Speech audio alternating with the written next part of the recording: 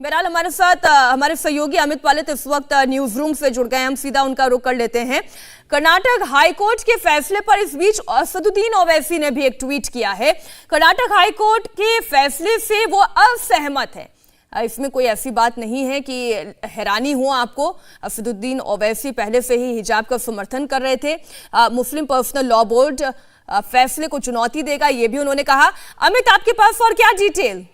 तो देखिए मीनाक्षी, क्योंकि जिस तरह से हम उम्मीद कर रहे थे कि ओवैसी का जो रिएक्शन होगा जिस तरह का आएगा वैसा ही आया। उन्होंने एक दो नहीं बल्कि 15 ट्वीट्स किए एक के बाद एक पूरे सीरीज में, और उन्होंने सीधा सीधा कहा है कि मैं इस फैसले के खिलाफ हूँ और ये मेरा राइट है कि मैं इसके खिलाफ बोल सकता हूं। और इसके लिए उन्होंने कहा है कि सुप्रीम कोर्ट में अपील करनी चाहिए, जिन्होंने हाई कोर्ट में अपील की थी इसको लेकर, हिजाब को लेकर। I also hope that not only all India Muslim personal law board बल्कि वो ऑर्गेनाइजेशन भी है जो इसमें ऑलरेडी शामिल है, और साथ ही जो रिलीजियस ग्रुप्स हैं वो भी इसके खिलाफ सुप्रीम कोर्ट जाएं, ये ओवैसी ने कहा है। ओवैसी के अलावा इसके वो भी कहते हैं कि ये जो फंडामेंटल राइट्स का एक तरह से सस्पेंडेड कर दी गई हैं, फ्रीडम ऑफ रिलीजन, कल्चर और फ्रीडम ऑफ स्पीच, जो एक्सप्रेशन आपका है उसको रोका गया है जो फैसला आया है। और साथ ही उन्होंने जिक्र किया है कि जो प्रीएम्बल है कॉन्स्टिट्यूशन का वो भी ये बताता है कि लिबर्टी, एक्सप्रेशन, बिलीफ, फेथ, ये सारी चीज़ें उनके पास होनी चाहिए। अच्छा, साथ में उन्होंने ये भी कहा है कि it's time to the review that essential religious practice test, जो ये जो कहते हैं कि एसेंशियल रिलीजियस प्रैक्टिस है, इसको भी कहीं ना कहीं उनको लगता है कि अब इसको बदलने की जरूरत है, ये उनका कहना है। और मतलब मैं ये समझी नहीं, ये क्या कहना चाह रहे हैं असदुद्दीन ओवैसी इस ट्वीट में? It's a time to review the essential religious practice test for a devout person.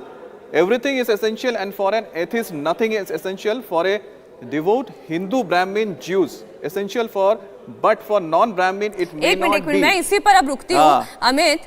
अब बहुत सारे ब्राह्मण हैं जो जनेऊधारी हैं, बिल्कुल ठीक है। इसका मतलब ये कि वो जनेऊ अपने स्कूल यूनिफॉर्म के ऊपर पहनकर स्कूल चले जाएं। असदुद्दीन ओवैसी किस तरीके के तर्क दे रहे हैं, ये एकदम सिर के ऊपर से निकल रहे हैं। तो आगे असदुद्दीन ओवैसी क्या कह रहे हैं? देखिए, not only the other people of the same religion have the right to decide, essentially it is between the individual and God. State should be allowed to interfere in religious rights only if such acts of worship harms others, headscarf does not harm anyone. उनका ये कहना है कि अगर ये किसी को नुकसान पहुंचाता है, लेकिन आप कैसे समझाएंगे कि जो नुकसान है क्या सिर्फ वो फिजिकली हो सकता है, कुछ चीजें मानसिक होती हैं, कुछ चीजें सांकेतिक भी होती हैं जो कहीं ना कहीं असर डालता है। आपने बिल्कुल सही जानकारी पहुंचाए दर्शकों तक। शुक्रिया पूरी जानकारी के लिए। हमारे साथ बीजेपी प्रवक्ता शहजाद पूनेवाला जुड़ गए हैं।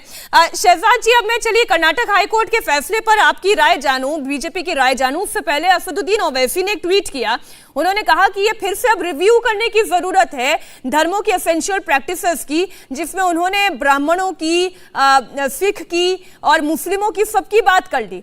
आखिर असदुद्दीन ओवैसी बताना क्या चाहते हैं? वो एक तरीके से चुनौती दे रहे हैं कर्नाटक हाईकोर्ट के फैसले को। देखिए, असदुद्दीन ओवैसी और जो भी वोट बैंक राजनीति के ठेकेदार है, उनकी हमेशा से यही मंशा रही है कि किस प्रकार से महिला अधिकारों का गला घोटकर कट्टरपंथियों के साथ खड़े हो जाए और संविधान के ऊपर शरिया को रखा जाए। और इसी का एक और नमूना असदुद्दीन ओवैसी आज पेश कर रहे हैं, जब कर्नाटका हाईकोर्ट ने इतना स्पष्ट फैसला सुनाया है। उन्होंने स्पष्ट तरीके से कहा है कि हिजाब इस्लाम का अभिन्न अंग नहीं है। जिस प्रकार से ये तुलना करते हैं सिखों की पगड़ी से, सिखों की पगड़ी को माना गया है कि वो एक एसेंशियल हिस्सा है, परंतु हिजाब, जिसका कुरान में भी इस प्रकार से कोई परिभाषा या जिक्र नहीं है, वो इस्लाम का एसेंशियल हिस्सा नहीं है। और इसकी डिटेल्स में कोर्ट ने बताया, और सुप्रीम कोर्ट ने भी इससे पहले बताई है बात। दूसरी बात, कर्नाटका की हाई कोर्ट ने बताया है कि हिजाब पर क्लासरूम के भीतर, देखिए मैं अपने शब्द बहुत केयरफुली कर रहा हूं, स्कूल के भीतर भी नहीं, स्कूल में भी पहनना अलाउड है। अगर आप मस्जिद में जा रही है वहां पर पहनिए, सिनेमा हॉल जा रही है वहां पर बात करें शहजाद जी, मस्जिद में कहां जाती हैं लड़कियां?